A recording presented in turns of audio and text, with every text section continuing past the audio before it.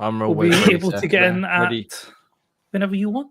I'm ready, raring to go with some Pele sponsored Viagra and a Greninja Say what? plushie to... We discussed it. He didn't sell it. There's not a Greninja plushie. I wish there was a Greninja plushie. I haven't fucking found one yet. I could probably order one online, but it's probably like from some Chinese company that'll fall apart after like a week. Especially if you're ravaging your everyone. Anyway, right, gentlemen. That's hello. just grey. I said nothing of the sort. No, it's a different Pokemon. When it was, or was it Greninja? I can't remember. No, Gardevoir. Ah, there we go. See, close enough. It begins with letters. Right, gentlemen. Let's play some. To give you an idea, just before we get sidetracked, this is what Gray wants in his life. He needs it in his life. In fact, you could say. Are you ready for this? Yeah. I'm ready. Right. Keep your pants on here. Yeah, to take this from his archive. Is there? That's what he wants. That's what he wants. God. Look at the size of it. That is what he needs in his life. God, right. So that's the one he was saying about. Okay. 1.6 meters.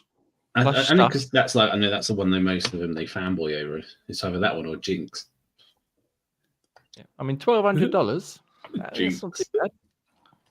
Not too bad. Fanboying over Jinx. That's just fucking wrong. Bit racist. She's purple now. Doesn't count. I mean, I'm fully on board with whatever you just said. One of the other one. I'm totally with you. She addressed that very early. Anyway, maybe imagine if it was Pokemon. The first picture to come up today is whatever that one we just looked at was. Don't. Anyway, let's guess that game and stop perving over Pokey, shall we? We can guess that game. If you're not familiar, guess that game like Wordle, but for video games. 6 pictures, gradually get easier. You have to try and figure out what it is. What a landscape! 1,058 games so far. Looks like PUBG still loading. Join us in the Discord. No, because and we'll have a good stuff for your results. Right. Oh no, yeah, it's too much space for PUBG. The thing is, it's not actually too far off PUBG by the looks of it. I mean, it's just that would be the ultimate fucking pick. I'm pretty sure we've had PUBG before, but let's go for it. Let's do it. PUBG Battlegrounds. Please don't be PUBG. Oh, please be PUBG. PUBG. Oh, it's way too low to be PUBG. 54%. Didn't give me a shit. Did that just say PUBG Battlegrounds? Yeah, that's what it's called. Yeah. Does BG not stand for Battlegrounds? Yeah, Player Unknown Battlegrounds. Interesting. Yeah, that's true. Actually, it's not. Yeah, so yeah. Go fuck yourself, Jay. I was just making it. Well, 54% is not that far off the rating, though, surely. Fuck off. What is? Well, while we're looking at it, I'm going to just fucking put this slander down. Where's fucking Metacritic? You know? Right. So yeah, what do I mean? That's some form of it's a bit like Fable, but it's again too low. Mid 2000s RPG game. There wouldn't be Kingdom Amalur. I don't know. Some sort of JRPG, perhaps. I'll have you know, PUBG is rated 86 on Metacritic.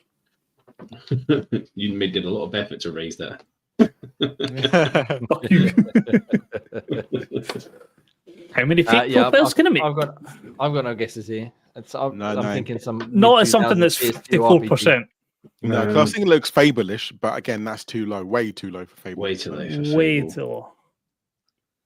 PS4. PS4. Wow. That's 2 whole console generations away. The Last of Us. That's about 54%.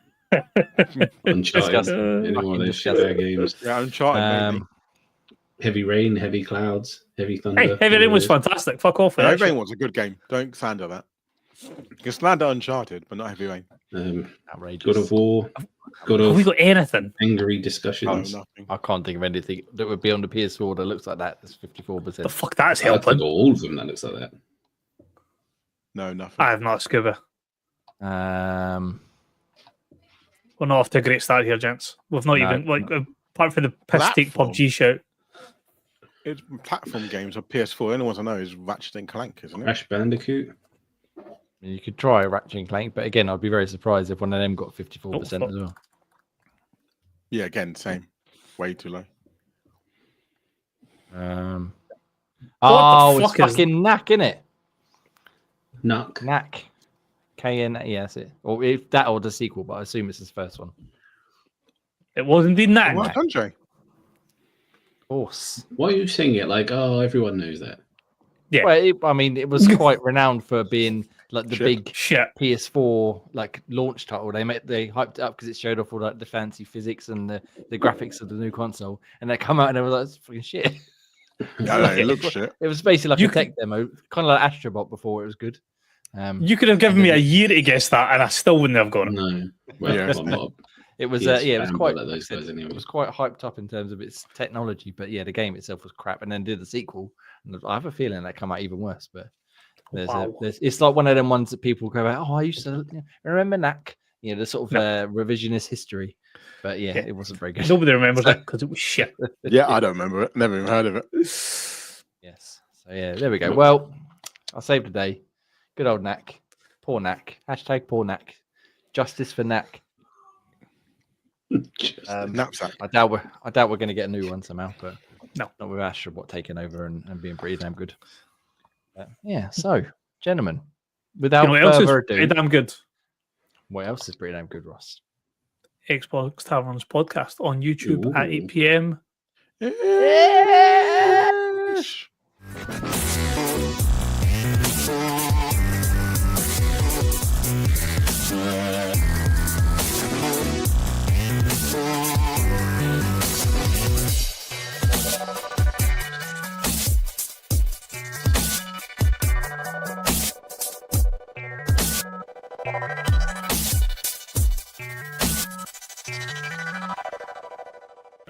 Seems like whatever. Resident Evil 5 was goated. I don't care what anyone says. All right. Wesker caught rockets and Chris Redfield punched boulders. Peak. Motherfuckers. That's all I have to say. What a pile of shit. Anyway, hello, welcome to Xbox Tavern's Xbox Tavern episode 184th. Apologies for the terrible intro there, the lies that was spewed upon you. And I'm Jamie, and I'm flustered now because I don't want to talk about Resident Evil 5. It's crap. Anyway, let's bring in MBV Graham. He loves Resident Evil 5, especially playing it with me. We had a great time. Oh, yeah. You forgot an awesome QuickTime events. Yeah, get the QuickTime events, punch them boulders. I mean, it's still Resident Evil, so I'm still going to play it. But yeah, it's certainly not the best one, as we've discussed ad nauseum on this very podcast. People who do like this fucking Resident Evil game, wait. Do you reckon he's reached 3 million yet? Could be. I doubt it. Somehow he's fucking useless these days. 2 million man ain't coming in. Too much Resident Evil 5. That's what we're saying. You fucking 1000G in it and all the different platforms available. Beautiful game. Yes. Yeah. Like I said, it's the best one in the franchise. It's literally the second one I've completed. I've only completed the first one and that one. If they remake it, I will play it. And there was rumors recently they were going to re-release it again as like a Series X version, like just an upspuff, and I'll probably end up fucking buying it again then because I am a cunt. And we've also got, speaking of cunts, Scratch Go Ross, come on in. Did have a feeling the show was going to start off very well tonight. Outrageous, fucking outrageous. When you said that, I knew straight away what you meant. I've seen it coming. So yeah, if you're not, what's that guy's name? Is it Mighty Keith? Yeah, Mighty Keith. Yeah, funny guy. I've watched a few of his videos after you sent me that the other day. I've watched the one for the Switch 2 reveal, I think it was, and there was another review or another game that came out. I can't remember what it was that I watched, but I've not really heard of him before. Very funny stuff. Go look him up. I'm sure he needs Xbox Tab recommendation. He's not doing well enough for himself or anything, but yeah, I quite enjoyed his videos that I've seen so far. Keep watching them. Although if he mentions Resident Evil 5 again, I'm gonna have to fucking launch him into the sun. You love it, really. So. It's the best one of the franchise. I would, like I said, I'll play it, but it's fucking fantastic. I thought you hated like an action one more than you hated that one. Yeah, 6 more. 6 is worse, but 6 is the epitome of shit. Yeah, like I said, I've only. But again, I've bought that twice, and I will continue to play it many minutes. In fact, I've bought it 3 times. Sorry, and I want to continue to play it, even though I actually don't like it very much. But we're not here to talk about Resident Evil, though we could if you'd like to. All night, that's no problem. We can just eschew the show notes and just only 5. That's the only one you're allowed to talk about. I mean, to be honest, even I would take that. I've got plenty to say about it. but maybe we'll wait for the inevitable remake when they get round to it, and we'll do it then, because maybe they'll fix it and make it a good game, and etc. Ha, back and forth, shit games. Right, gentlemen, we haven't got time for this sort of nonsense. We've got not a lot to get into, so let's talk about we're going to say Project Game Pass. We obviously didn't do Project Game Pass this weekend because we're here talking to you right now. Hello. But last month we played 33 Immortals. It was a lot of fun. Ian, did you have a chance to play it yet? Not yet. No, I've been crazy busy traveling to Holland. So you can go watch our video on demand on youtube.com/Xbox Tavern official right now. Should you wish, played for about 2 hours. Me, Graham, and Ross. We had a good time. I haven't played any more of it since. Either of you guys played any more at all? I had a chance to. Barely played. Keep trying to fit it in around the million other games that keep coming out. Yeah, go check that out, and we'll play another game at some point this month from Game Pass. We haven't decided what yet. I don't think, have we? No. 2 big contenders, I would say. Well, we can discount one of them already because look at his face.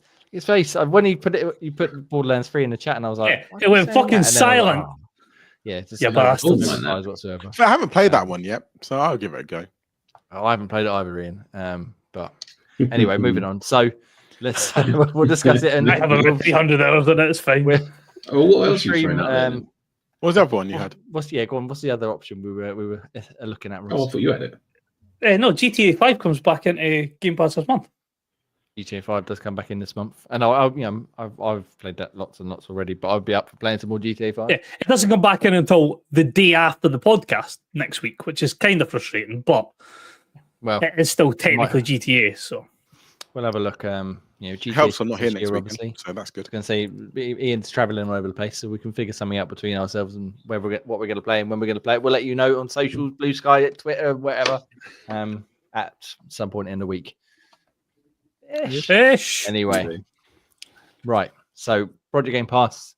Put that to the side for now. We'll come back to that when we're ready, please and thank you. We've got lots of video games we have been playing, but before we get to that, Ian. Hi. Have you prepared? Best pool? Top 5? Oh, I can do the one from last week, maybe, if I can find it. Oh, fucking hell. Dad, look at my notepad. I'm not. Jesus, fuck. Right. Well, while you find it then, I'm going to go to Graham. And Graham, I want to tell you to tell me about a game you have been playing, which is called Adamfall, by the looks of it. Yes. So I thought I'd have a look at it. Well, I only had a look because I had it on my ass. I thought, I need something to pick up now that I've completed sort of the Yakuza game. I thought, I'll have a look at something. I was like, that's actually not that big an install. I think it's only like 30 odd gig. So I'll give that a shot. There's a bit like a UK Fallout was how it was addressed. And it's way more kind of survival in terms of like bullets are quite scarce in a way. They're kind of almost Resident Evil scarce in a way. You can't just abuse and stockpile ammo and stuff. You have to really sort of keep it and preserve it where you can and use melee weapons where you can, just so you don't burn through all your ammo, because once it's gone, and finding the next lot is quite scarce. So you can only find like 1 or 2 bullets at a time, and you can only hold like 20 odd bullets at a time. But no, graphically it's all right. It doesn't look as sort of super polished as some of the other ones, like games of the era, but it's enough. It's decent enough. The combat's kind of decent enough. It can get a bit kind of repetitive, and the stealth is a bit when it comes to sort of hiding in bushes and stuff. But I mean, I don't really like. You said you don't like the stealth. Well, I don't know if they intended to put it in there, but I think it's just if you can go into like massive complexes where there is a lot of soldiers, so unless you can get your arse handed to you quite quickly. What they've kind of taken away on this kind of type of game is whereas in Fallout you could sort of get on a power armor and kind of go out as an invincible one. That's not an option here. You have to. There's no armor upgrades or anything, so you're on your own with just bare bones, health-wise, and so you can get whooped pretty easily if you go straight into combat. So it's quite a nice touch to do it that way. It makes you play a bit more cautiously, so you don't just go gung-ho. Yeah, there's obviously crafting, which I know you like in there as well, Jay. But it's kind of needed as much because you can get hurt quite easily. There's like different poisonous things, different toxins. Enemies can hit you from afar, and you lose health quite a lot. And so you can need to like build bandages, and so you can craft them quite easily with like alcohol and cloth to sort of get your health back. But they've added in a kind of weird touch where you can have a heart rate on there. You might be able to see at the bottom right there where it says like sort of 92, and as you sort of run and sort of do combat, your heart rate goes up, and you just become a bit more, harder to aim, harder to sort of run and get away. You start sort of heavy breathing, and like it would do so. But it doesn't impact the game too much for me. Maybe it's because I'm playing on like the medium setting. Maybe on the harder setting it becomes a bit more of a problem. But yeah, it's just another little kind of feature they've added in for this one, and it's not as handholdy as some other of the RPGs like Fallout as well. You don't get sort of directed exactly to where you need to sort of find your things. It's kind of as you like it, a bit more in the rough area, and you have to kind of search around to find what you need to find. So, but yeah, there's the one thing I will say is it deliberately doesn't give you a kind of a direction to the game. It kind of sort of, you just play it as you see fit. Sort of, you just take off deviations of what you're supposed to do, or you find out it's like you've woken up in a scientist compound and there's some sort of infection going on. You're in a quarantined area and everyone's going nuts. The soldiers have gone nuts. There's bandits and outlaws that have gone nuts. There's druids that have gone nuts. Everyone just kind of wants to kill you, bar about a handful of people. And everyone on the phone keeps telling you not to trust anyone. So you're kind of on your own a little bit.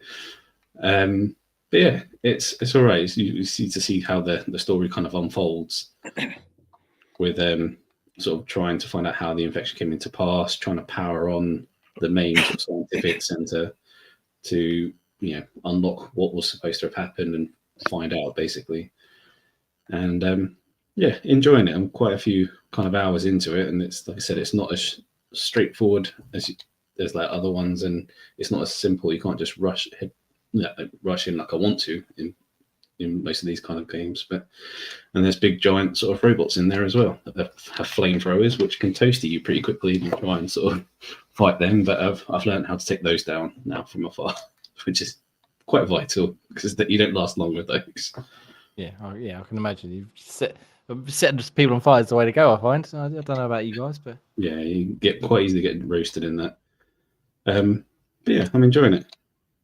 It's been good fun, and yeah, you just picking up quests. Just pick up a bit of like paper in someone's house that gives you a different lead. It gives you it in leads, so you have to sometimes different leads connect together to sort of find things out, and they do sort of load little hidey holes everywhere, so you can crawl through tunnels or jump over different areas to sort of find secret areas which might have a little bit of ammo and maybe some other different bits to make the game a bit easier.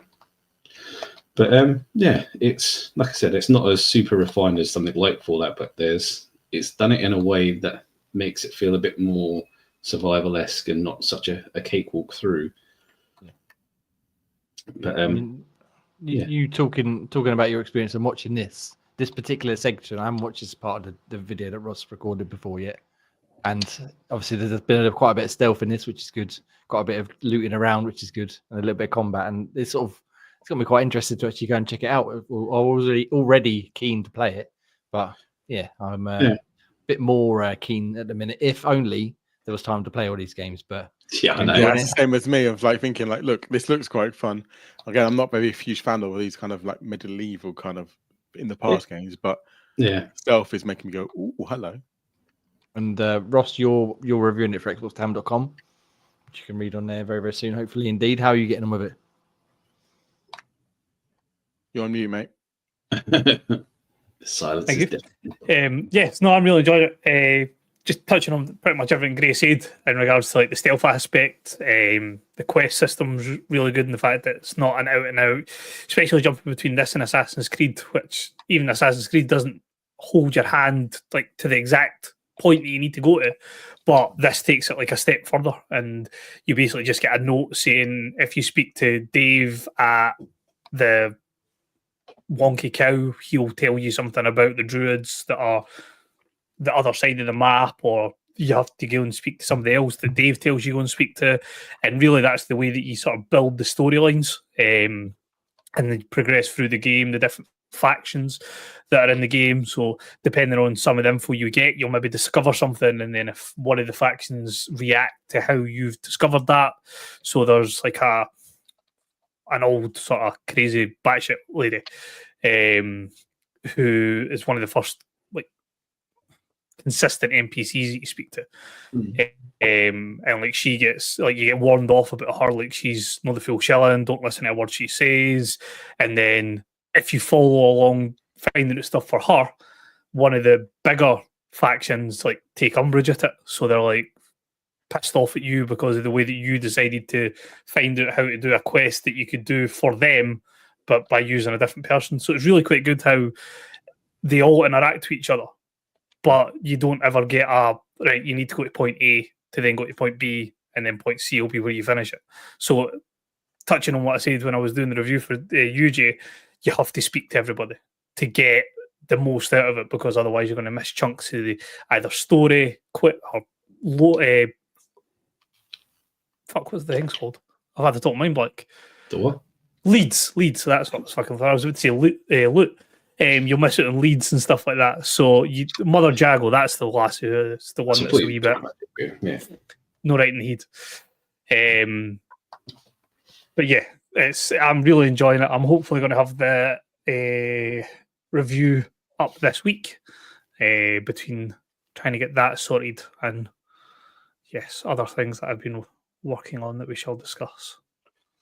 It also has an interesting bartering way that you can't just like stockpile loot and sell it all to one sort of trader for bullets and things. You have to sort of trade with them with items that you've got for items that they've got, and they might like certain things over the others. So you have to hope that what you've got balances out with what you're trying to get from them.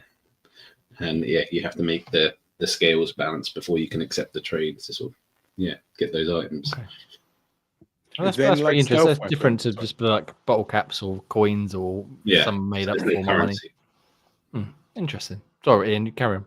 No, I was saying, is it like, obviously the gun looking at the moment now looks quite beastly. Is there any like stealth weapons, or is it either? Is now? Yeah, there is a bow and arrow. Yeah, you can do like sort of stealth takedowns and things like that as well. You can launch. So like you'll see at the start of the video, I had like an axe, so you can sort of like launch the axe and then like go and recover it for like the body. So if you're trying to do it like that, it was like throwing knives type idea. Yeah, so you get like an axe and a hatchet. Another question I was going to ask, just kind of confirming the video, was about storage space, because you can do picking up loads of items, but it just said items full there, so that was quite good. Yeah. So and even at that, it's like 16, 12. Yeah. You've got your storage like over incumbent about then. Yeah, and there's no encumberment. It's just like Resident Evil kind of style storage. You can only you can only pick up 4 large weapons, and you can pick up smaller weapons like handguns, but all the other items can be taken up by like documents or health items and stuff like that, so you can get quite full quite quickly. Okay, just a bit of inventory management, so you're not just picking up a load of shit and be like, well, I'll just that's why I'm looking at this video. It's like he's picking up loads of stuff in. I was like, there's like question there was like trading tube, which is the equivalent of the magic chest, which appears in certain areas, so you can store things there and it appears at other tubes. Okay, right. Okay, so very nice. Yeah, I must admit, this part of the gameplay I'm watching, if you're watching on video with us, looks very interesting indeed. Right up my street. Yeah, will I get to it? Who fucking knows? I've installed it on my laptop and my Xbox. We'll find out whether we get to it. I'm enjoying it. Yeah. Oh, nice. Well, good. I'm glad you're enjoying it. Glad Ross seems to be enjoying it. Like I said, you can read a review on xboxtavern.com very soon indeed. But for now, you can also go read a review that a 2-point-something odd million man Ian did recently on Assassin's Creed Shadows. And Ross, you've been playing that. Ian, obviously, you've been playing a bit more as well. So I'm going to let you two go to Graham. I assume you haven't touched it yet. No, at all. Cool. Likewise. So I'm going to let you two go and tell us more about ASUS, Shadows, Creeds, stuff. Good stuff. Yeah. So for me, I'm enjoying. I think it's this weird, one of those weird games where I have no idea how far away I'm feeling, because there's so many different side quests, different kind of areas you need to kind of explore. Obviously, you've got a leveling system, which is obviously you can't even go to some certain areas because you get butt fucked if you go into that area and try and take anyone down. So for me, I feel like I'm doing so many different side quests and missions that I don't think I've even hit the surface yet. But yeah, I think so far I'm mainly exploring the world and kind of building on the story. It's quite a gripping story. Like I keep thinking to myself, oh, let's play something else. And I go, actually, no, I'm playing Assassin's Creed. So literally most of my week has been playing this sole game, and I'm absolutely loving it. I'm playing more as Yasuke at the moment though, because Black Power. But you know. Yeah. But it's you smashing shit up rather than trying to go sneaky style. Yeah, I think. Oh yeah.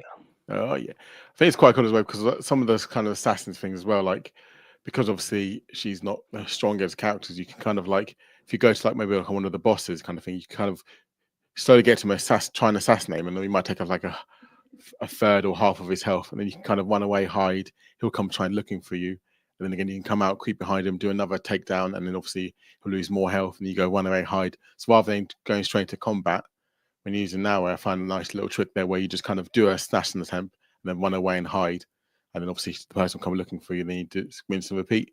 So it feels more better than just going pure combat, rather than Yasuke. It's just literally fuck shit up. I mean, I would like to develop on Ian's point, and I've just actually looked at it, and it's kind of made me a wee bit disgusted. I'm 35 hours into it, and I haven't played as Yasuke yet. Like, I haven't even unlocked the options to go and play as. I have literally just,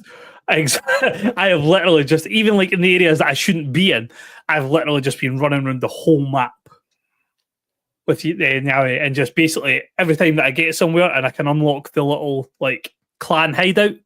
Yeah. Then I'm like, fantastic. That's another point that I can fast travel to.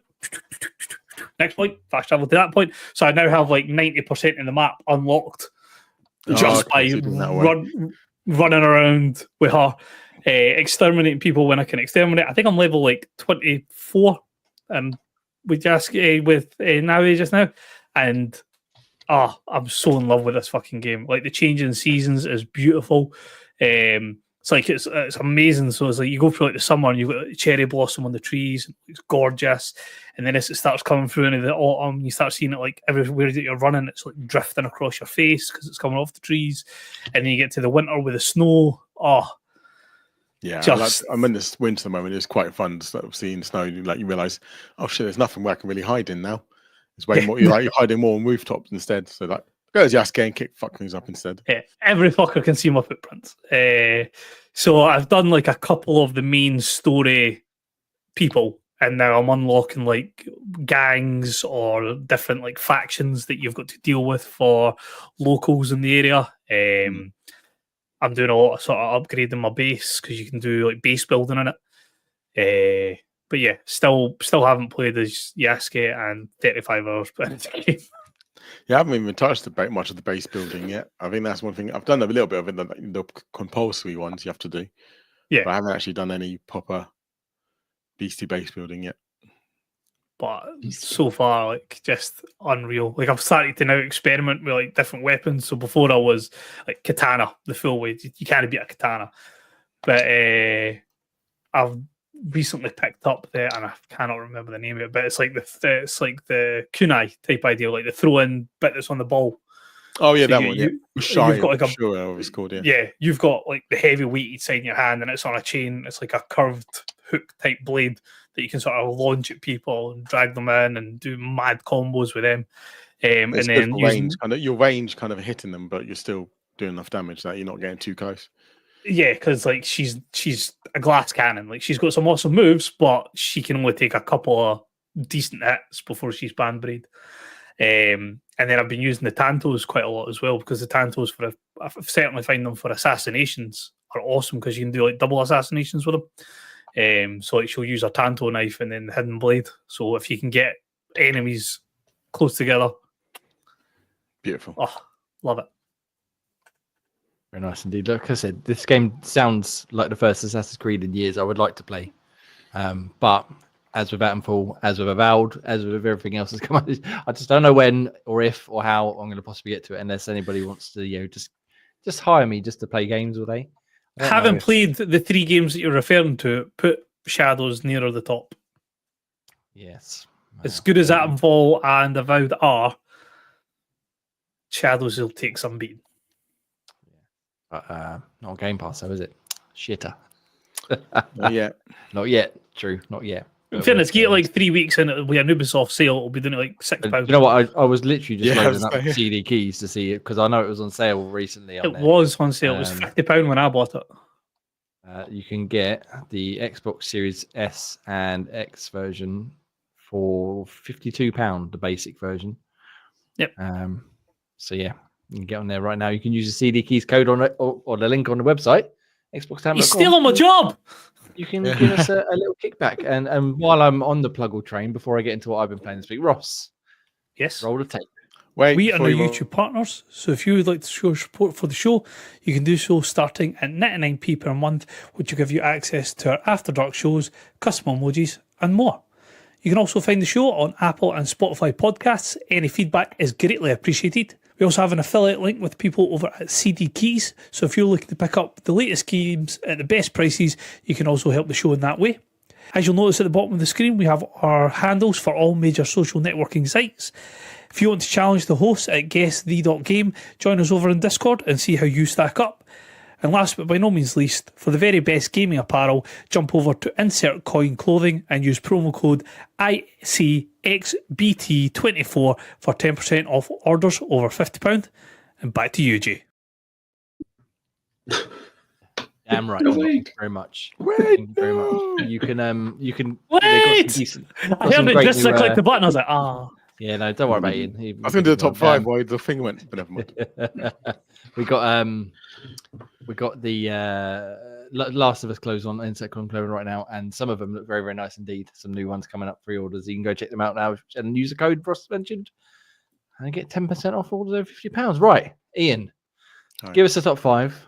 I'll wing it while I talk about my game, and then we can give you the answers after that. So, load us up. Tell us about the top 5 question of the week. So I had 2 ready, but we'll do the first one, and if the first one's a landslide, we'll do the second one. So as we know, old Nancy Shenmue won BAFTA for the best game, influential game of all time. Yeah, not best, most How not to make one. Not to make one yet. But give me the next 5 after that, so 2 to 6. See, now you're lucky I didn't actually read the list.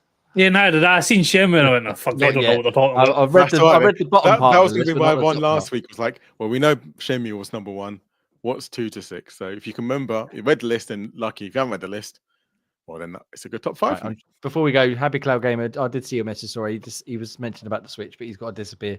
Hopefully you catch up with this later on. What's he say? I'm on the bus, can't stay. Was going to pre-order a Switch 2, but thinking 450 USD was okay with Mario Kart. In Norway, where he's based, Switch 2 of Mario Kart cost $750. What? Oh, damn tariffs! What the actual fuck? We'll get more into the Switch 2 pre-orders, stuff. haven't they, until later? Yeah, we'll get into the Switch stuff later in the show, because we've got a little bit of sort of Xbox adjacent news to it. But we can talk more about that as and when. So yeah, so hopefully you can get one a little bit cheaper than that, Happy Cloud Gamer. But yeah, we'll talk a bit more about Switch 2 stuff. So what I've been playing this week, lads, while you think your answers up and while I Google it quickly, is a game called Croc Legend of the Gobbos. Now, is this the old PS1? This is old. This one. It was originally released on the PlayStation and Sega Saturn. Yeah, it was. Okay, it was the original one. I was thinking. No surprises that I played the Sega Saturn version way back when, and it was like that era where 3D platformers were sort of all the rage, because Mario 64 had come out and just blown everyone away, and you had things like Tomb Raider as well, and it was an attempt by Argonaut Software, I think it was at the time, to create their own mascot platformer. And in 1997 on the Saturn, which is where I played it, it was, I would hasten, I'll not even necessarily be kind and just say it was a fucking cack. Quite frankly, it was not very good, mainly because the controls, like you only had the one analog stick if you had an analog stick at all on the controller.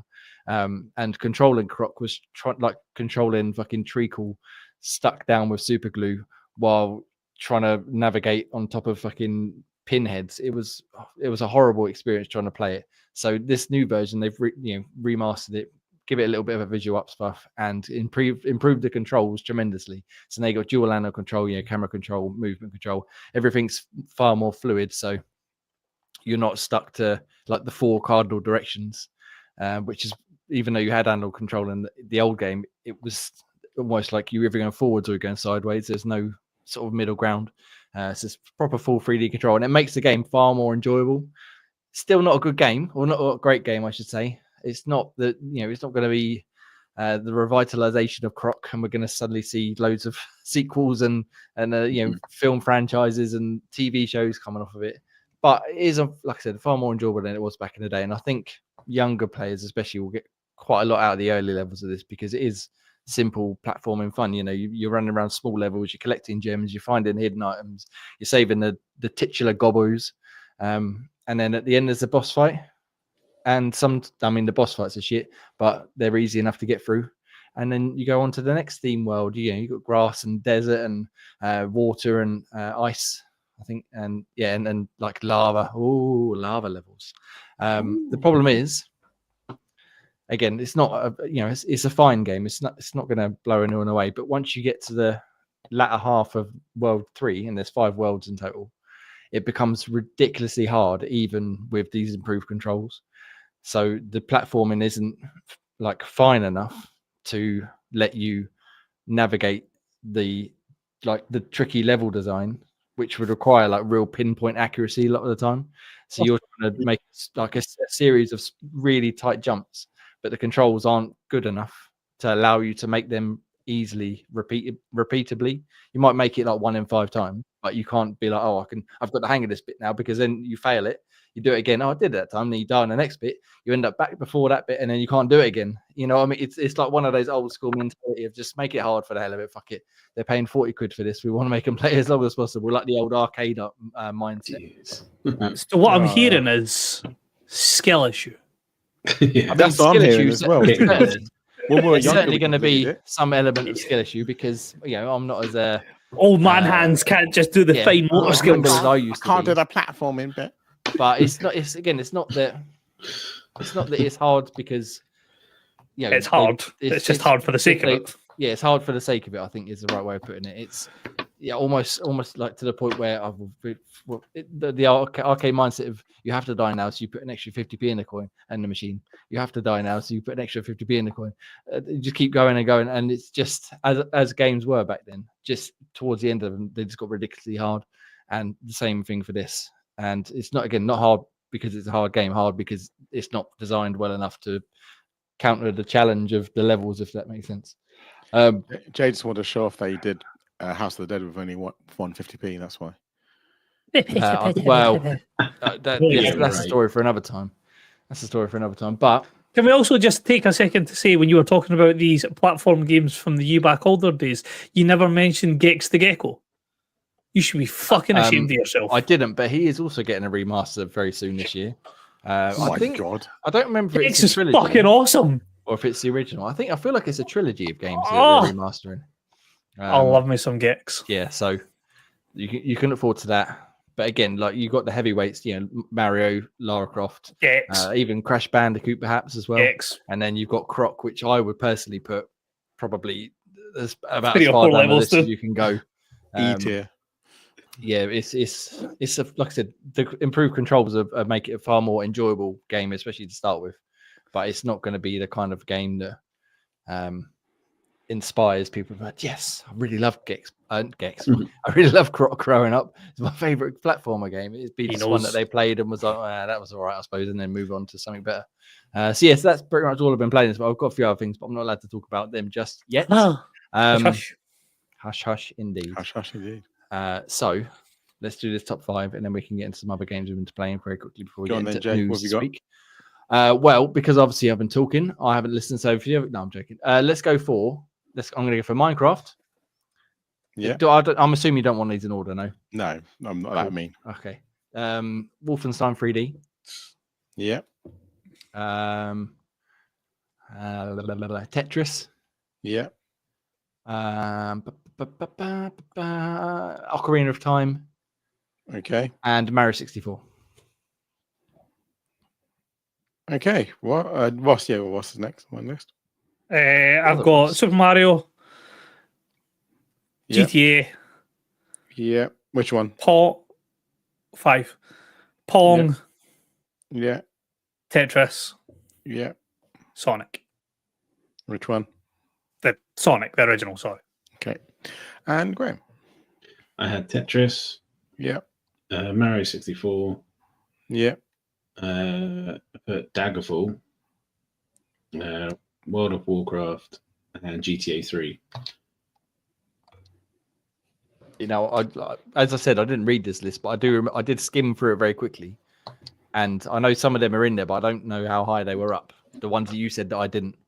So this will be interesting to see how we go Right. to. So, number 6 is Minecraft. Number 6. Oh no, that's in it. Yes. Yeah, that's real. Yeah. Number 5 is Ocarina of Time. Number 4 is Half-Life. I'm disappointed in you, Jamie, you're not saying.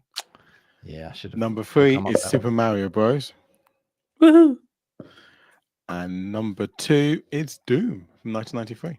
I was going to put Doom. I almost said Doom instead of Wolfenstein, but I figured that come first, didn't it? So had to have been. So Jay wins because he cheated. You have 2. Yes. Off the top of my head, completely cheated out of blue. Okay, nice. Well, yeah, go read. It's a BAFTA list, right? Is that it? Yeah, BAFTA list. Yeah. Most influential games of all time. Obviously, number 1, as Ian said, was Shenmue. Which... Yeah, and the 7 was Kingdom Come Deliverance. The newest one came out just recently. Super Mario 64 was 8. Half-Life 2 was 9. And Sims was 10. Wow, that is a shambolic list for influence. Pong was 13 because you said Pong. Tetris was 11. WoW was 15. Baldur's Gate 3 was 16. There was a GTA 3, which one of you said was 19. Yeah, I did. Yeah. And yeah, no Grand Theft Auto 5 in the list. The original GTA was 21. But when we're talking about influential games, though, like that's games that change the way you think about games. Yeah. To me. Yeah. But then I was going to say GTA 5 is pretty new, but it's fucking 12 years old at this point. Yeah. Yeah. GTA 3 was 19th, and GTA the original was 21st. The fact that Kingdom Come Deliverance 2 is on the list at 12. Yeah, that's pretty shocking. 7, sorry. 7. Yeah, 7. But GTA 5's not on the list for influence. We got the list here. Let's discuss this, shall we? So number 21, the original GTA, which I knew was on there, but I couldn't remember how high up it was. Skyrim again should be higher. Number 20. Number 20, yeah. GTA 3, 19, as Ian said. Dark Souls. I suppose it introduced a whole genre type idea. What's it called? Souls-like. Soulsborne. Thank you. That's what it is. Soulsborne. FF7. Obviously, the main RPG of all time, so everyone knows. Baldur's Gate 3 again. Even that game. One, I feel like that's like. Would you say it was influential? Yeah. So did they ever? I thought Fable might have been in there at some point as well. Yeah, that never touched the list. Yeah. So they basically they seem to have polled a random selection of the public, etc., and public and stuff. So people who don't know much about games. Sorry, Baldur's Gate 3, World of Warcraft, Metal Gear Solid. Again, can't argue with that being included. I don't think. Pong, Tomb Raider, the original Tomb Raider, Tetris. Tetris not in the top. Higher. Tetris not in the top 10 blows my mind. See, now I might argue with that one because Tetris is obviously huge, but I don't know. Excuse me. Like in terms of influential, obviously it's a massive game, but did it really inspire? That there's not too many Tetris. Like Tetris is Tetris, isn't it? You know what I mean? Yeah, but that's the point. Like it's unmatched. Inspired a whole new genre. Inspired columns. Yeah, it basically launched. And Puyo. It does put out like Puyo is the only one I can think of. Think of how much it launched the Game Boy. Dr. Bean's Mean Bean Machine or Dr. Robotnik. Yeah, it's absolutely in the skyrocketed of the industry. Yeah, certainly. The Sims, I mean, yeah, no doubt there. Half-Life 2. I'm surprised that's there and Half-Life because,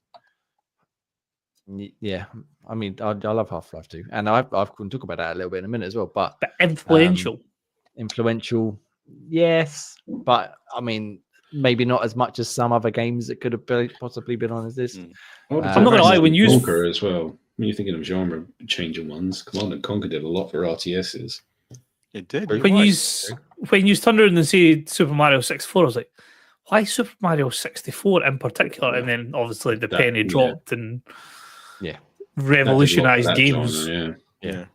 Now, Kingdom Come 2, I've made my feelings known on this game very much. I don't get having why. it at number 7. That's got to just simply be recency bias of people going, But "Oh, it's a really good that's game." A little bit that, So- but I think that real emphasizes what role playing is about when you're really actually playing an actual person as a real sort of proper role with decent acting. But there's no waypoints in Kingdom Come, isn't there? You said Waypoints. It's it guides you where to go, tells you where to go. It does, but it's freedom. There's quests in there, but there's a lot of freedom in it. But it's just the amount of dialogue in there is just unreal. Even what does the write up here. That's what I'm trying to read. Clearly attracted the vocal Twitter fan base, but then how can it possibly be influential when it's only been out 2 months? Yeah, 2 months. It's not changed the industry. It's a good game. Like again, I can see why a lot of people like it. But has it influenced anything? No, there's no chance in hell it's influenced. No, of course not. No, it's too new. If you look at all the words that they pick out for it, so it's like handsomely rendered, wonderful open-ended sandbox, historical RPG, immersive. Right, so there's everything that's picked up on it. So can you think of any other games that are 1, handsomely rendered, 2, have an open-ended sandbox, 3, are immersive, and 4 are historical RPGs? And I can guarantee you, I can give you a better game for every one of them than that game. That are probably more influential. And again, never played it, you fanny. Don't even try it. But I would argue, again, maybe I'll be proven wrong, but if you did this list in 10 years' time, I would be very surprised to see this anywhere near it, let alone fucking number 7. Yeah, I agree. So that is a bit of a nonsense one. But I suppose, again, like you said, if they're polling the public and it's a recent game that did very well, that's going to make its way up there somehow. Minecraft, you've got no argument there. If it was the public, you think Roblox would be somewhere near that top. Oh, God, don't. This is true. I'm surprised it isn't. Minecraft, Ocarina of Time, greatest game of all time, basically. We can stop the list there. Half-Life, again, the original Half-Life, very, very good. The original Super Mario Brothers, there are no further words, I don't think. Doom. No. Again, pretty much first person shooter, wasn't it? Yeah, certainly the first real big one. In terms of that influence, that game should not be fucking number 1. No. Shenmue. No. What does Shenmue actually do?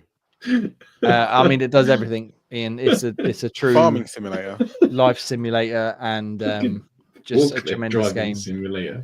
So, I mean, again, I'm not going to argue with you lot because I don't necessarily agree it's number 1 either. But it is. I mean, I love Shenmue, but part of it, I think, I haven't read this properly yet, but part of what I think is played into it could barely influence its own sequel to be made.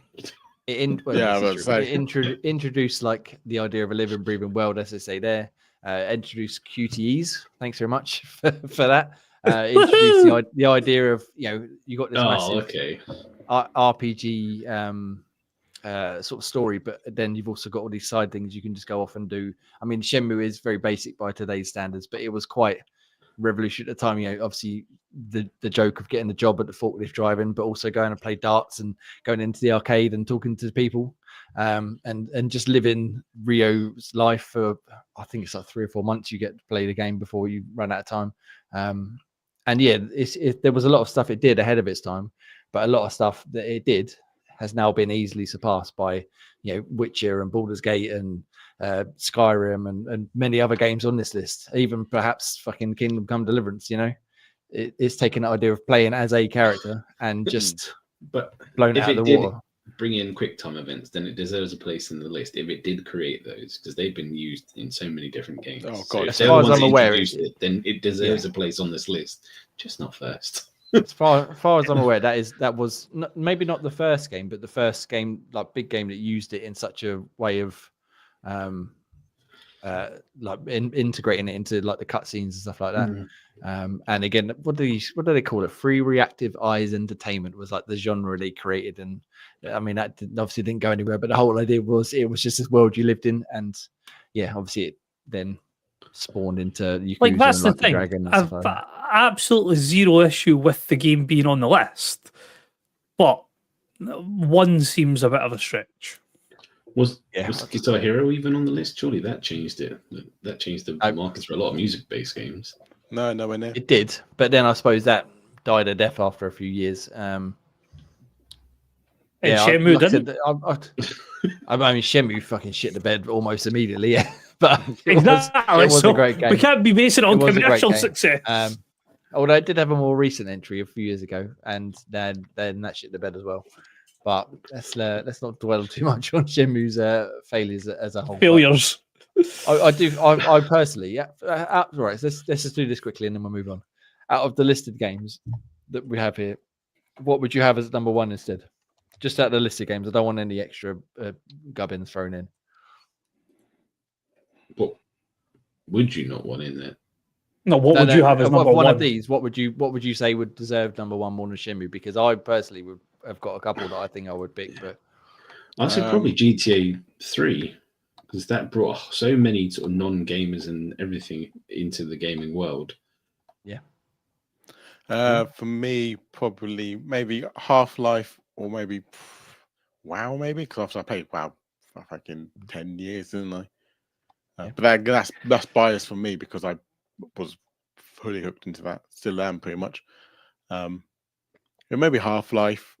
Metal Gear, no, because Metal Gear again is just pure stealth and it's just a ridiculously long cutscene, so that obviously puts people off. But yeah, probably Half-Life, I would say. Ross?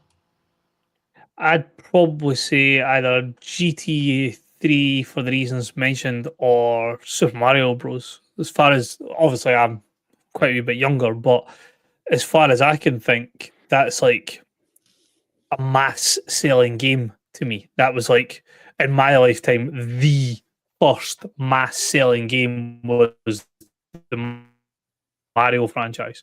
I don't obviously you had the Atari, the Commodore, and whatever it may be, and things like that beforehand, but there was nothing like that launched like a console that was in nearly everybody's house had some sort of either NES or Sega Mega Drive or whatever it may be. So Mario would probably be the one that would probably change the industry into becoming what it eventually became today. I think I agree with all of you.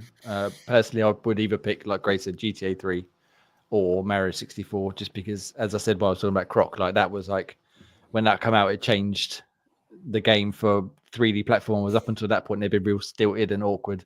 But the analog stick on the N64 controller just give you so much control and freedom of movement. And since then, it's just been off to the races. 3D platformers they're so good these days, like the new ones. And without Mario 64 sort of setting the base template, I don't know how far along or how quickly we would have got to this point without it. So yeah, but as you said, great, GTA 3 just fucking dominated, and it only come out. It was kind of the main first open world, wasn't it? It was the first like fully open world. Shenmue was open world, but it had sort of sections. Whereas GTA 3 was a full. Once you unlocked it, Liberty City. And you could almost do anything you wanted. You could go anywhere you wanted, unless you wanted to fly the dodo, in which case you would shit out of luck. Good luck at that. Yeah, I got to say. Or you wanted to swim. No swimming allowed. But yeah, I think GTA 3 and/or Mario 64 would probably be my personal number one. But I'm not going to argue because I love Shenmue. So shut up. Supposed to sell Queen of Time. Somebody has to. I was adamant Jay was to sell Queen of Time. You let me down, Jay. Oh, I mean, it is my favorite game of all time. But yeah, I do. I think Mario and GTA had more influence, certainly. That's something. Wow, I was a bit biased. So yeah. Yeah. Well, that was a fun little discussion, lads. I like those sort of random ones that come up every now and then. I don't know if I saw whether they're going to do this as like a yearly thing or every now and then. But let me see a reverse one. The games that influenced of like negative influence, like ET for the Atari. I was going to say ET is never to rush your game, and Duke Nukem Forever because that's how long it took to come out. And PUBG because it's still loading. We will get the PUBG loving there somehow. That's why I've not been playing it this week. I'm still sitting there. Nice. Okay. All right. Well, we've obviously been going quite a while now. We can skip to the news in a second. Does anybody get any other games they desperately want to talk about before we move on? Ross and Ian, you got a couple extra on your list here. Either of them you really want to get into? Not really. I went back to an old classic. It was one of our games that was Project Game Pass, and I was sitting with the wee man during the week, and he was like, I know what. We definitely played speedrunners, yes. Did we? I don't know if it's Project Game Pass, but we've definitely played speedrunners, I'm sure. Oh, yeah, I remember playing that We one. played it, but it wasn't Project Game Pass. Yeah, it was not Project Game Pass. Sorry, I apologise. To be honest, I remember playing it, but I don't remember playing it with you lot. And we were just looking for couch co-op games, and I was woefully disappointed in how poor the Game Pass selection was for couch co-op games. Certainly the ones that we wanted to play. I'm not saying there wasn't ones there. But even games like Turbo Golf Racing, not couch co-op. What was the other golf games we played? The Golf with Friends, not couch co-op. It's a hotspot, or a hot seat. You have to pass the controller to whoever's hitting their shot. So quite disappointed that neither of those two were couch co-op because I really wanted to play them. So I thought, fuck it, we shall put on some speedrunners and see what we thought of this. And we must have played a good 7 hours constant of just speedrunners, just fucking backwards and forwards. It's him learning the mechanics, getting a bit better at it and things like that. But I think it's only got 4 maps. So it's just the same 4 maps over and over again.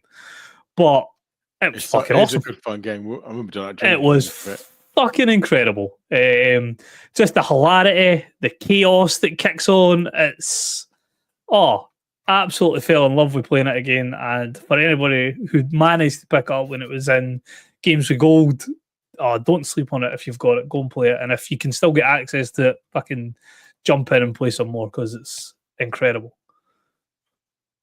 And just such a hilarious game. It's a good game. But I've done a few drinking games with it. Like, it's good fun, like you say. It's just one of those easy ones to play. I think we played it once, us 3 and Pete.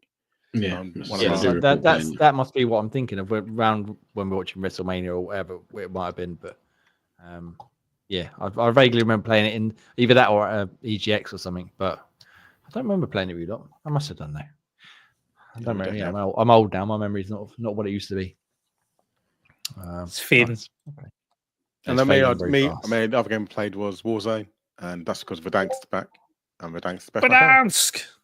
And that is all I'm going to say about it. I actually reinstalled Black Ops last night because you said about Season 3. I had a quick go, and then it kept trying to get me to install Warzone. I was like, no, I'm not interested in fucking Warzone. Don't do it. They've brought a mode out now, which for you would be perfect. It's called Boot Camp, where you get to play against bots. Shots fired! Can you talk to them? You can't talk to them, no. Well, you can shout abuse. I'll probably somehow get shouted abuse by the AI. You fucking shit this. What are you doing? All right, bit of Warzone, very nice indeed. Ian, you mentioned Half-Life. I do want to just very quickly shout. I played the demo of Half-Life 2 RTX the other day with the remaster, like the Portal. So you got all fancy ray tracing and lighting and shadows and all sorts of stuff. And it's got a demo of Ravenholm. And I forget the other level now, but they've got 2 levels on there, each about an hour long. Yeah, and it looks fucking tremendous. It looks amazing. Oh, okay. Even on my fairly modest laptop here, Ross, you need to play it if you've got access to it. You need to own Half-Life 2, and then it's going to be like a free update. But the demo, I don't know if you need to own it for the demo. Actually, you might not need to, but I own it anyway.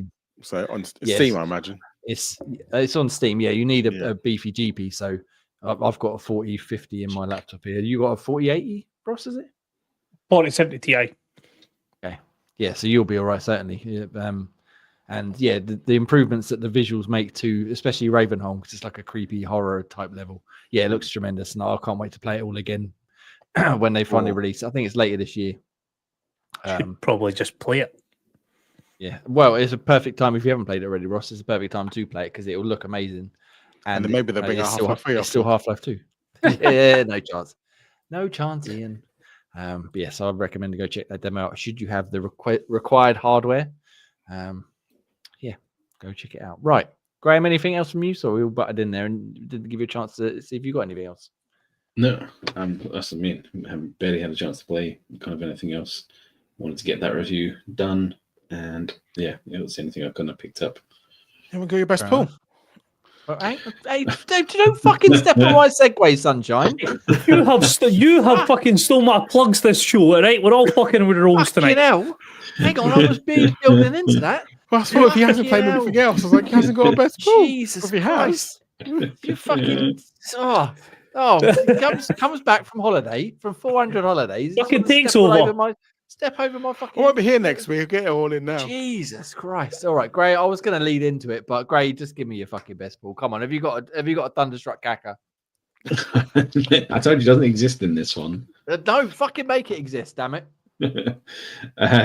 No, well, there's a new thing out that's Immortals. So how about an Immortals Laurent Blanc? Does that do anything for you? That's pretty good. That's pretty good. Ross, bring it up. Let me see. Does it? It's not the good one. It's the 89 one, but it's still. Oh, I don't care about this. I want the name. That's all I care about. The name. I ain't that lucky. Well, I say I ain't that lucky. I also got the Immortal Zola of 88, but I got him 3 times. I have to make the screen bigger. That's one Zola's enough. Yeah, 1 Zola's enough. I got 3 of the Zolas. 3 88 Zolas. Look at him. I like his fucking Buffon. He's got a nice Buffon now. Is this? Here's the boy you want. That's the better one that you want. Yeah, but I haven't been that lucky. Is he an older player? I should say. Oh yeah. Laurent Blanc. Yeah. Is that legend? I'm guessing from his picture and his hairstyle, he's not playing today. But maybe it's 2025. Things could change. Who knows? Fuck, you're talking a good almost 30 years for Laurent Blanc. Speaking of Buffon, yeah, he's 90. Oh, of course, there's Buffon's got to be. Buffon's got to have the best card in the game. Greatest goalkeeper ever. He's got one of them. Yeah, he's got one of the better ones. 90 fucking 1 for Buffon. See if I click into this and Casillas is a higher rater. Yeah, he is. He's got a 93. So I've got fucking shambolic. That's embarrassing. That was a this is what challenge as well. This is why we shouldn't play this game because they think Casillas is better than Buffon. Fucking what were these cards called? There's a Van der Sar that's pretty good as well, I think. Van der Sar's another one who's shit. What was the type of card you said, Gray? I've already forgotten what it was. Immortals was the latest one. Oh, yeah, okay. That's the correct. Not as good as Thunderstruck. Not as good. Petr Cech's in here as well. Yeah, he's got 1 too. I'm not sure he's. What's the highest rated card in the game? I think there's a Ronaldo that's like 98 or 99. Wow, the highest rated player is 97, and it's 97. Fucking Rodri. Oh, that's the Ballon d'Or one, yeah. Rodri? Really? He won the Ballon d'Or. He's supposed to be the best player, isn't he, this year? Because he won the Ballon d'Or. Makes sense. What a load of peh. Who's the other one? Now, at the risk of extending this segment, who's the one below him? Ballon d'Or. It's who won the female Ballon d'Or. Oh, okay. There we go. I was like, I don't recognise that player. So yeah, at the end of the footballing year, which is like midway through, they're saying who was the best player for that whole of that year, and he won the Euros, he won the Champions League or something with City, and the league. So they were a bit dominant. So got to throw in a wee bit of the old English bias has to get thrown in. 97 tied for the best player in the game, or what's he achieved? He achieved a move to Real Madrid. So what, that automatically gets you? So Trent should be the best player in the game next year? I mean, that's pushing it, mate. Calm down. I'm just saying. Well, he became the best player for a while. There's some saltiness going on here, but I don't understand any of what you're saying, so I'm just going to sit back and enjoy the carnage. Yeah, no. It's the highest rated Scottish player. It's got to be John McGinn or something. Duncan Ferguson? Is he? No, it'll be fucking what's his face? It'll be Kenny Dalglish. He's the keeper. Oh yeah, no, you're right, Kenny. What, Craig Gordon? No, the Scottish one from FIFA 98. That's the 98. Gorham? I don't know. Is that far back? Andy Gorham should be fucking. He'd be up there with the 90s. I'll put that for fucking nothing. As I was saying, it was Ken. Jim Layton. With like 4 teeth. That's what he calls his name. Jim Layton with the Vaseline on his eyebrows. Fucking yes. Kenny Dalglish is a 94 and he's 1.3 million. Is Jim Layton in FIFA? No. But to be fair, I still got one of the best cards in there, so I can't cry too much. That Team of the Year icon, Thierry Henry. Apparently, that's one of the most popular ones. Oh, TT. I think he's still going for like a couple million. TT. Okay. What a player. Well, before I completely fucking doze off, let's move on, shall we? Thank you very much. I was talking about Scottish players. I was like, who was the best Scottish player? Of all time. No, in FIFA. Oh, yeah. Now, next week, Coisty should be in there. Some form of Thunderstruck or some form of more. I do have Thunderstruck cars, just not good ones. Yeah. Well, I want a something that's equal to Thunderstruck Hacker, please, next week, and we'll go from there. So yeah, that'd be good because I don't do. You can have a Thunderstruck Ian Rush. I got him. Oh, that'll do. I know that player as well. I remember him from back in the year. Very nice. Good. All right. I'll take that for now until we get a Thunderstruck Hacker because that's what we need. Anyway, that's enough FIFA Ultimate Team goodness. You can follow Graham's journey each and every week on Xbox Tavern, which is called each episode at 8 p.m. Yes. Where it disappoints me repeatedly without a Thunderstruck Hacker, as I keep saying. Robertson 85. One day. Anyway. Oh, non-special. Okay. Let's move on, shall we? Let's move on. Shut up, Ian. Let's move on. So we've got a little bit, and it's not a tremendous amount of news this week. If I'm honest with you, it's a bit barren. But who is it today? Is it from NBC News? They did a little video interview with our big boy, old Louis Spence. And they did a little tour of Xbox's secret Xbox lab where they're creating the next generation of consoles. They basically had the tour around the sort of factory of where they make the controllers and the consoles, etc. And it's just a little fluff piece. It's only a few minutes long. I'm playing it on screen. Obviously, I can't play the audio because then you won't hear our dulcet tones and also might get in trouble. But it was quite an interesting 5-minute video of him just talking to Phil Spencer about Xbox as a whole and what they're doing in terms of this is an Xbox and you're an Xbox and I'm an Xbox and everyone's an Xbox.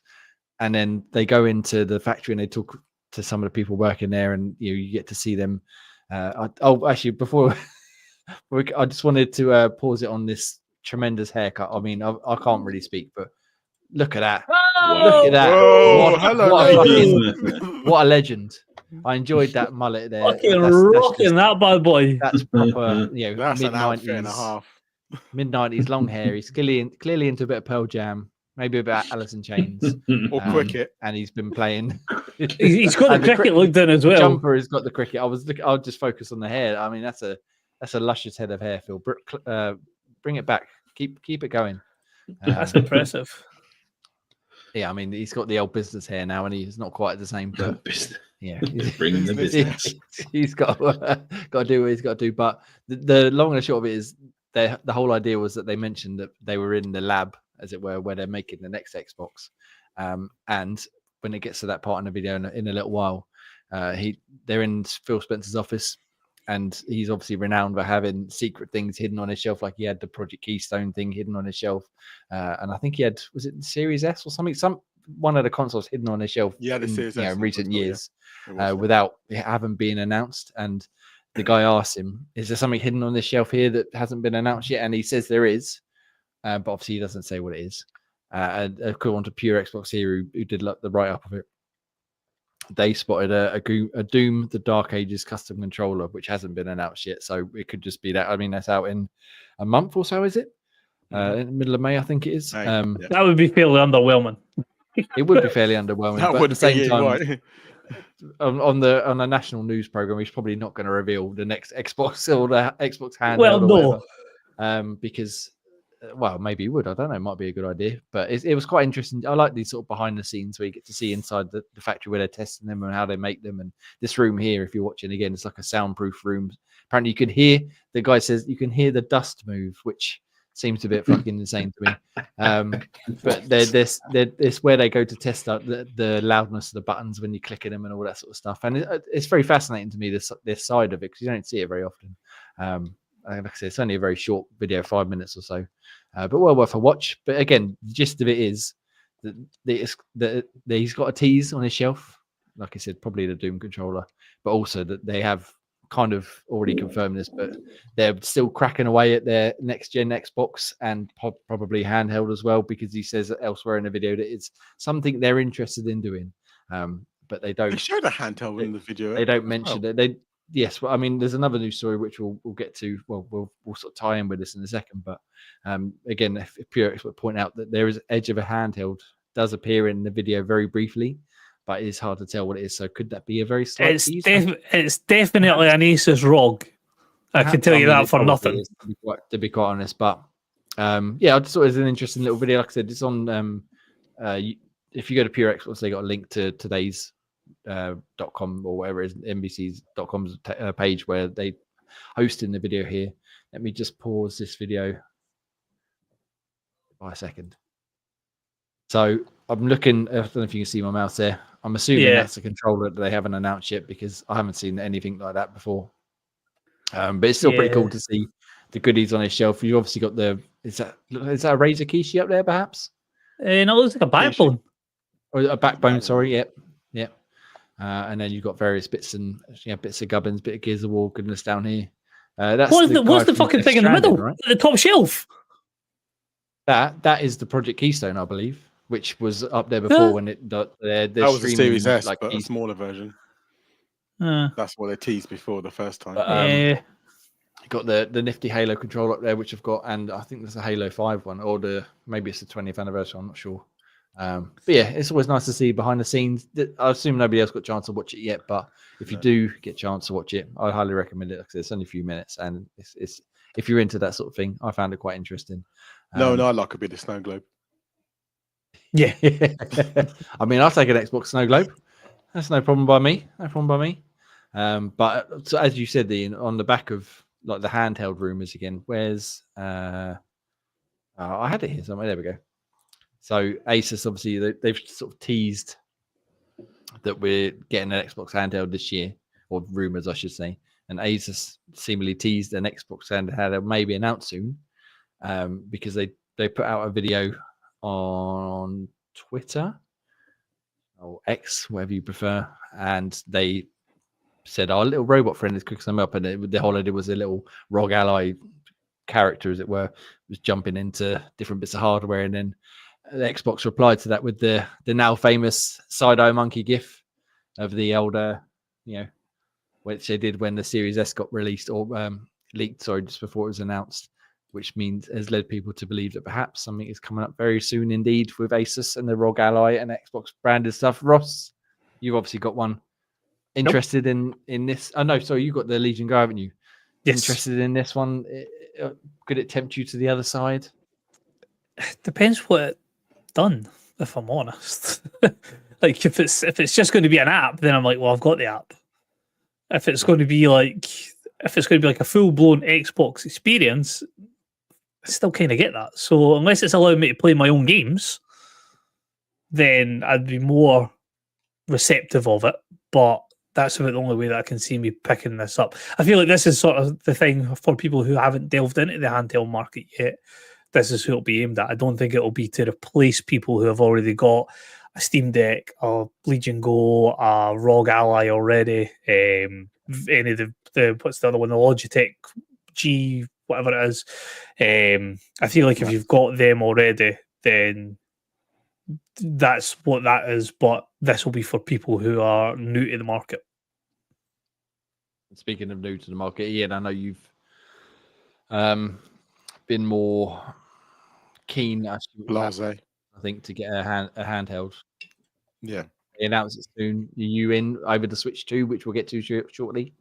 I'll get both, but yeah, because I'm stupid with money. But yeah, definitely think I'll get one if they bring it. That's what I'm kind of waiting for, to see if this rumors happen. If they do, then I'm definitely going to pick one up. Especially, like, say, if it's not streaming your games and if it's actually downloading your games to take away with you, then yeah. If not, I might look into getting one similar to Ross. But for now, I've wasted money on the Switch 2. So for now, I'm holding my money back until this comes out, hopefully later in the year. It did also help in that video there that it was an Xbox controller, and then the pictures that came up of it was all the Xbox symbols. Yes. So let me just not to be like there's the old monkey side eye there. Mm-hmm. And as Ross said, if we just skip ahead a little bit, that's their fucking hell, sorry. That's the ROG's controller for and for Xbox, and obviously, like you said, the handheld gaming device. All then merged into the machine over there with the little robot. So yes, soon indeed, it would be interesting. I'm quite tempted with this, as I was talking to Ian, I think the other day. this is more tempting to me over a Switch, just because I play Xbox mainly, and depending on the price, considering how much the Switch is, it's probably going to be quite a bit more. But I would get a lot more use out of something like this than a Switch. I think I read the article. This was aiming for the same price point. I mean, that would be fucking even better, really, wouldn't it? Yeah, it would be. Like I say, I've got the pre-order for the Switch, but obviously you can always cancel the pre-order, so it's not a big deal. But for now, I'll get one secured, and then if they've announced this before June, then maybe I'll probably grab one. I definitely read an article saying that. Please tell me. What about yourself, Graham? I know we discussed this before, but an Xbox handheld that I can have the TV back. More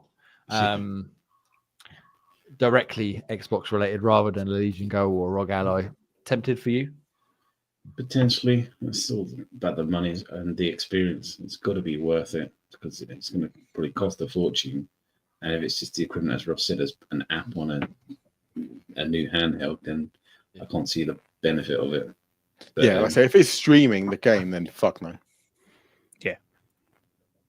Just can't, yeah.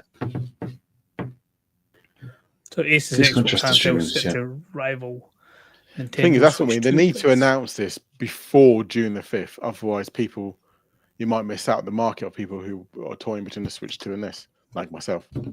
Yeah. Like, I'll happily cancel my Switch 2 pre-order and get this and wait for maybe the end of the year when Pokemon comes out and play that instead. Get one then. But for now, I just grabbed it because I thought, fuck it, let's get it now. Secure it. And then you've got Jay, who's going to go and buy the upgrade pack to play the both Zelda games because he wants to play another £40 for them. I literally just finished fucking playing Teases of the Kingdom. I was going to wait, and I was like, I'll just carry on playing it. And I should have fucking waited, and then I definitely would have fucking been mugged off and bought the upgrade pack to play it in slightly better quality. But yeah, so I'm very, like I said, very keen on an Xbox handheld as over a Switch, just because I will personally get a lot more use out of it if I can play all of my Xbox games, not just the ones that play anywhere, like on the ROG Ally and the Legion Go and stuff.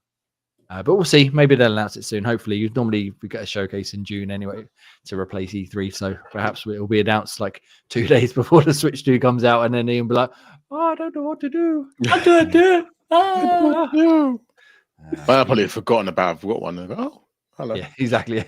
Yes, we'll see. So we'll keep an eye on that. Hopefully, we'll get some more exciting news very, very soon indeed. What's not perhaps quite so exciting is this Quake 2 AI nonsense. Did you not watch this yet? Boo. So no. It's what do they call it? Sorry, Muse, which is their generative AI they're touting as a way of building up to testing games or helping prototype games. And basically, it's a what's the one that does the is it not ChatGPT? What's the one I'm thinking of that does the video? Copilot? Really, Gemini? the really impressive video creation software that was sort of big quite earlier this year. What can't I think of it? Sam Altman, Open AI. Is it Open AI? Open AI. That's ChatGPT. Oh, maybe Open AI is ChatGPT as well. No, I'll leave you guys to Google it while I keep chatting shit. So basically, the idea of this is that rather than building, bespoke game assets and engines and physics and interaction and stuff, you use AI to create it on the fly. And I'm just trying to find a link to the video here because it looks fucking horrendous. But it's basically a small sample of Quake 2 in 640 by 480, so like the good old days. And the idea is it's showing off how far they've come in a few months, because the last one they did was based on what's it called, Bleeding Edge, and it run at like 10 frames a second and in like 180 by 90p or something ridiculous.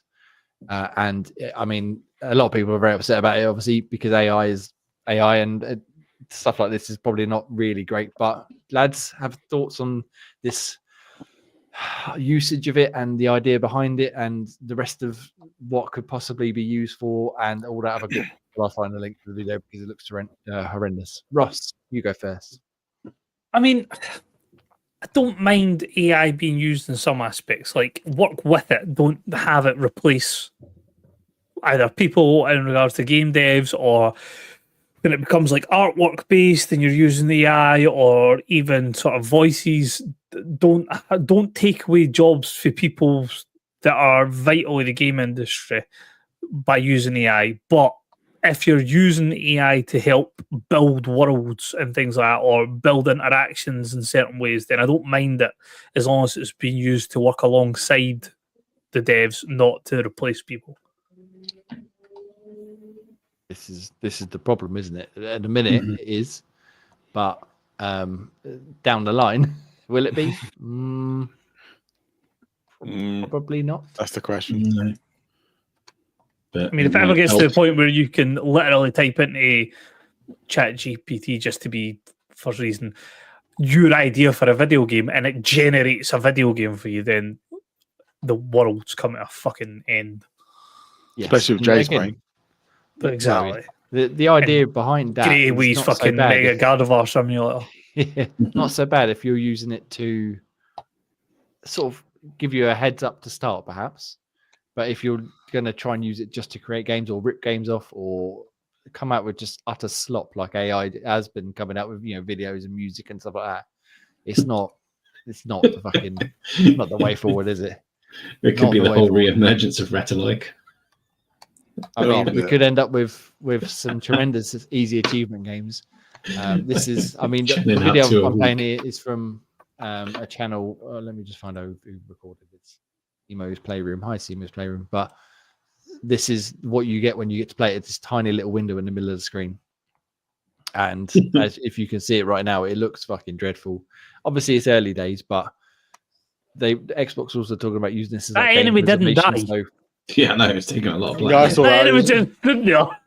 So they were talking about using this, like for example, Quake 2. Where did he go? Obviously, you can already play Quake 2, but games that are harder to play in the future, they could use this to basically recreate them. So you could have it like Quake 2, for example. They're using it in 20 years. Maybe the hardware doesn't support the old versions anymore, and rather than rebuilding it and remastering it and reselling it, you could just have AI, recreate as it were, and it would help you let you sort of play it indefinitely.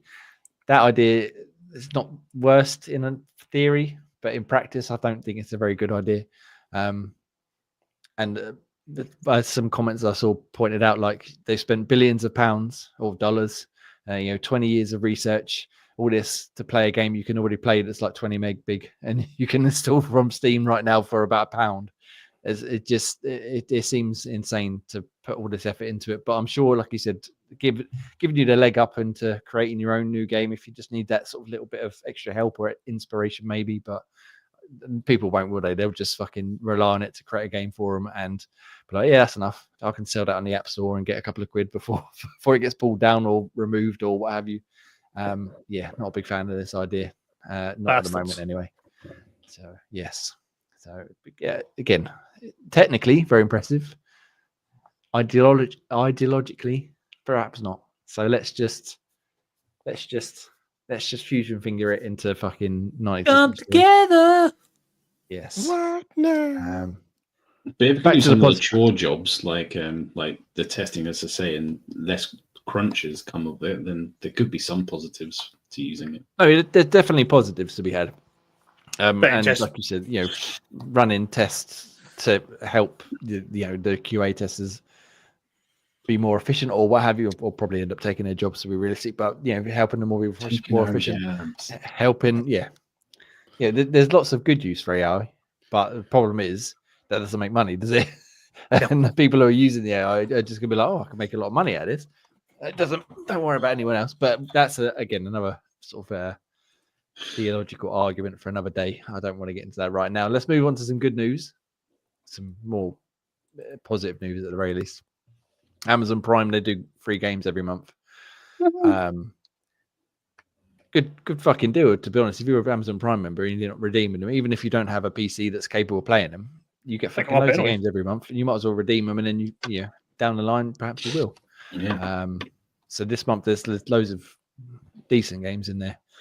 Mafia 3 Definitive Edition, and a lot of them go to either GOG or the Epic Game Store or Legacy. And so my GOG library has just been bolstered the last so 2 months while smart. I've been using this because I've got so many games on there. Which again, a lot of them I want to play, but I don't think I've ever bought anything on GOG, and I've probably got about 40 or 50 games on there just through the Amazon Prime thing. It's like the Epic Store and the Amazon Games app, which I don't use at all. But this month, as last month, you actually can get an Xbox game on there, Minecraft Legends. Oh, it links to the Microsoft Store, and you get the PC and Xbox version for free if you're a Prime member, and you get to keep these games as far as I'm aware as well. They're not ones that you lose should you stop subscribing to Prime. So yeah, if you haven't played Minecraft Legends and you don't have Game Pass and you want to play it when Minecraft Movies out, we'll get into that in a second. Go redeem that now. I think last month it was Wolfenstein Youngblood. Yeah. Which you got the Xbox PC version as well. So yeah, like I said, if you're a Prime member, it's well worth checking out. And then you got some other decent games coming up on again through Amazon Prime for PC. You got Genesis Noir, which is a very good game. You've got, like I said, Mafia 3 Definitive Edition. And you've got Pre-Simulator Vampire Show, which everybody wants to play Pre-Simulator Vampire Show. Great game. I was going to say, I looked at Grey specifically then. I don't know why. So yeah, go check them out if you want to. But like I said, Minecraft Legends, that's the second month in a row, or maybe even third month in a row they've done it. One that you can be redeemed on Xbox as well. Yeah, it's the code you get. You just put the code in. Yeah, well worth. Might put the code in Tyler's account. He loves that game. Go in and checking them out. Nice. Okay. And the last story, which I added in at the very last moment, partly because I'm not sure how I feel about this, but the Minecraft movie is out now. Anybody seen it yet? Yeah. No. You have seen it? I have. Okay. Well, you contributed then, Ian, to it having an opening weekend. Opening day, one or two. Opening of $157 million, which is now the highest video game opening. Is beaten out. I need to beaten off then. That would be hilarious. Whoa! Hello. Beating out the Super Mario Bros. Movie from was it a couple of years ago, which did in 3 days did 146 million. Minecraft has now done 157 million, so it's doing very well indeed, as you'd expect a Minecraft movie to do, perhaps because Minecraft, as we discussed earlier on, is a fucking massive game and it's never going to end. Jack Black is Steve. Was it Jason Momoa? Yeah. Momoa, as whoever he is in a pink jacket. Graham Ross, either of you interested in going and watch this? Not a fucking chance. No, I didn't. Although you did make it interesting. You called him Jason the Mower. The Mower. I just stumbled on my words for a second. Yeah, I don't know if it was the mower, but I'm gonna. That's that. He shall forever be known as Jason the Mower. Ian, and you've seen it. Yes. Any good? Yes. No. No. Well, yeah. It's watchable, but it's There's some bits. Oh, go on. There's some bits that's quite unnecessary. Like what's her name? The Coolidge lady. That's absolutely pointless bit what she does in the film. And yeah, there's a few like cool little things they add in for like, you playing Minecraft, but it's great. But yeah, main thing is my son absolutely loved it. So, and that's the key, isn't it? Yeah. It's going to be the kids that are going to watch it with their parents and being like, "That was the greatest film I've ever seen." And I don't know why, but in my showing there was loads of cheering and clapping as well. Oh. So like when like Steve, I am Steve, everyone started cheering in the cinema, and Tyler was like, "Yeah!" I read about the day on the front page of the internet Reddit. Apparently, that's a thing now that the kids, I'm going to be like an old man now, are doing. They're going to the cinema and all like getting in on a joke and clapping and cheering at random points in films. Yeah, that seems bizarre. I mean, but I suppose, but my son seemed to like love it. So when all the teenagers were doing it, I was like, "Yeah, woo!" as well in the background. So I was just laughing at it. I was like, I don't care. At one point, the start of the film, we're like, "We need to make sure you're not doing that," but no one cared. The one part that, like, because that's the same when I went. I think I'm trying to remember what film it was. I think it was when I went to see like the most recent Spider-Man, and it was like Daredevil's character appears on screen, and everybody was like, "Ah!" And I'm like, "Why are we cheering?" Like. Yeah. Like, why are we not just enjoying the fact like you get the wee gasp to like whoever you were saying? I think Yeah, and then Yeah, you no, can instead of then watch the cheering. film. Oh, it sounds like a right old grumpy cunt there, do I? But just watch the film. I mean, I don't watch Yeah. films, but just watch the film, fuck's sake. Everybody cheering. Yes. Yeah. Yes. Okay. Oh, Well, man, you enjoyed it. Your yeah. son enjoyed it, like you said, which is the idea behind this. Clearly, the kids Enjoy is are a gonna be the joy ones- is a word I would not use, Yeah. but You enjoyed seeing how happy it made your son. There we go. that's the main thing I would say. Exactly. I think my girls would probably get a lot out of it because they love a bit of Minecraft. But yeah. I'm absolutely going to wait till it comes to the house so that I can put it on. And then if I get too bored or annoyed by it, I can just walk off and go and do something rather than have to sit there and watch it. Don't lie, Jay. You want to watch Jason the Mower beat your full competition. Yeah, he does. He wants that pink jacket for himself. Oh, yeah. No, thank you. No, thank you. I had to sit through Moana 2 last year, and I loved the first Moana. It's Hey, my favorite. Moana Disney 2 is fucking awesome. You know, not having any of Moana that 2 is blasphemy. fucking dog shit. I hated Moana 2. I haven't with a watched it passion. yet, so I'm quite I glad. didn't even know there was one. Awful. Wow. The first film, like I said, my Wow. favorite Disney film, I think. I really love Moana, but the second one I thought was utter shit, and that was hard enough to sit through. So I feel The my Goofy movie is the best Disney film of all time. In the and first place. no one's going to change that. You said a Goofy movie. Yeah. Yeah, okay. I'll allow your opinion. That's certainly there's nothing wrong with that. But yeah, that's a whole other tangent we can get into if we ever restart After Darks. But for What now, Emperor's New Groove? no. Oh, Emperor's New Let's Groove move was on. fantastic. Thank you. Yes. Yes. Brilliant. Let's move on before we get too A bogged down into llama? Disney lore. He's supposed to be dead. Love that film. Graham. Oh, the No. lever. Crank. Yeah. Lever. All right, well, let's rock on, shall we? And we can, like I said, we can have an After Dark, should you so wish, and we can talk about more stuff. Although I did skip over a news story, didn't I? No, Skipped it's over fine. one. Business is But we good. kind of moved on a little bit. Basically, Mike Ibarra it was saying that he didn't like the Switch. We talked about the Switch and stuff for other means. One man didn't like the Switch. Oh no, what am I going to do? Yeah, but the problem I'm is not he's buying it quite, now. quite an no, this influential one man random in person I never terms heard of said he didn't like the he- Switch. What do you mean never heard of him? He was like a massive Xbox guy, and then he moved to Blizzard, and now he's back at Xbox because they own Blizzard. But yeah, he's a bit of a Cunt. knobhead, and yeah, he just basically shitting on the Switch. But as Ian said, who cares? Let's move on. You can go to xboxdam.com and find some reviews. We've got lots of reviews up this week, actually. We've got Graham's Like a Dragon, Pirate Yakuza, and Hawaii review. Give it 9.1. He very much enjoyed that. Another game I would like to start playing at some point soon, perhaps. Probably not going to get to it. My Crocodile of Gobbo's remastered review, 6.5. Said decent, but not great. South of Midnight. It's out in a few days. James reviewed it for us. He gave it a 9. When I first spoke to him when he was playing it, he wasn't super keen on it, but by the time we finished it, Turned it around. it seems it won him over, and I'm very keen to play that in a couple of days as well when it comes out. It's It's 8, the isn't it, 8th, or I think it's something? out. Yeah. Yeah, very good. So yeah, this week I'm looking forward to jumping into that and giving it a go. Split Fiction from AJ, give it 9.6. Makes me want to play it even more. Yeah, got a lot of love that game. And that's coming to the Switch too as well. Anyone. And that's about it for the new reviews this week. You got some more. Like I said, I've got a couple coming up this week that I can't yet talk about. Well, one this week and one the week after I can't yet talk about. We've got Ross's review of Atomfall coming up this week as well, and a few other bits and pieces. So check on xboxtam.com should you so wish, each and every day. Doesn't have to be a specific time, but it could be 8 p.m. And there'll be lots of reviews. In fact, normally 3 p.m. Not To be getting honest, too that's normally when I publish them. But yeah, so go check them out. But it's not just xboxtam.com that's good for Xbox stuff. It's also Game Pass. And Ross, I feel like we got a fairly decent selection. of It's things a coming to chunky boy this week. various areas of Game Pass. So please, far This is away. going to have to be rapid fire. So April 3rd, we have All You Need Is Help coming to Game Pass Standard. So I know we've already had it and played it and loved it, but it's coming to Standard Edition. Potentially Game Pass, Project Game Pass for the month.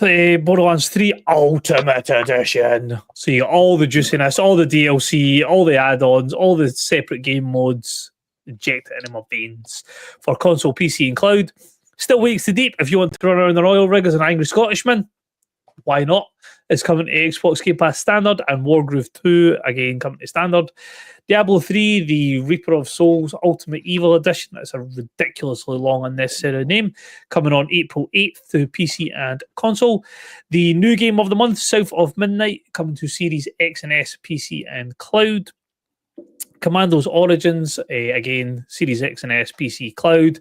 April 10th, 2 different games. We've got Blue Prince on Series X and S, PC, cloud. NHL 25 with EA Play to console. The one that we were talking about at the start of the show, GTA 5 coming back to Game Pass. I think it's the upspuffed version as well, so you're getting all the nice fanciness that got added to that. Yeah. Which you can get more review of on xboxtavern.com. Ka-chow! On April 15th, that's again PC and console.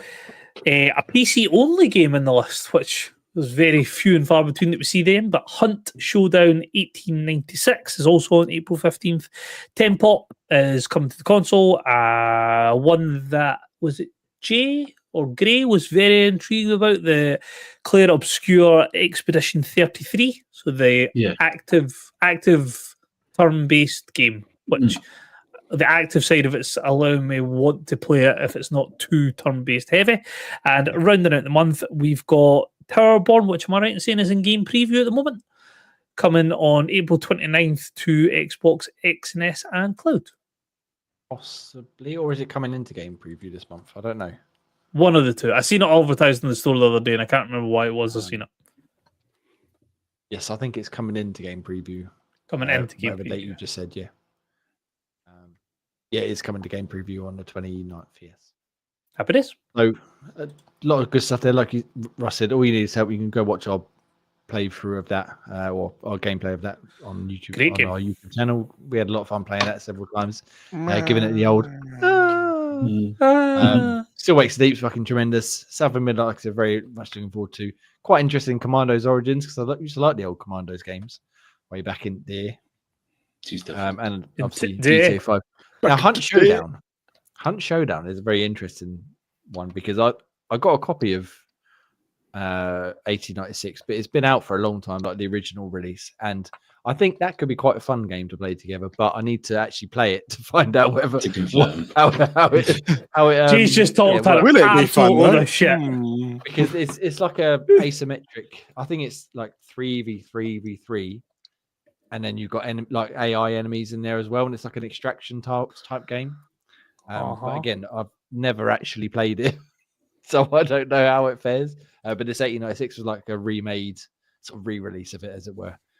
And then Claire Obscure, looking forward to playing that. But Ian, it's not all good news. Stuff's leaving in a few days, well, in a week and a bit, including some very decent stuff. So tell me, what's going away?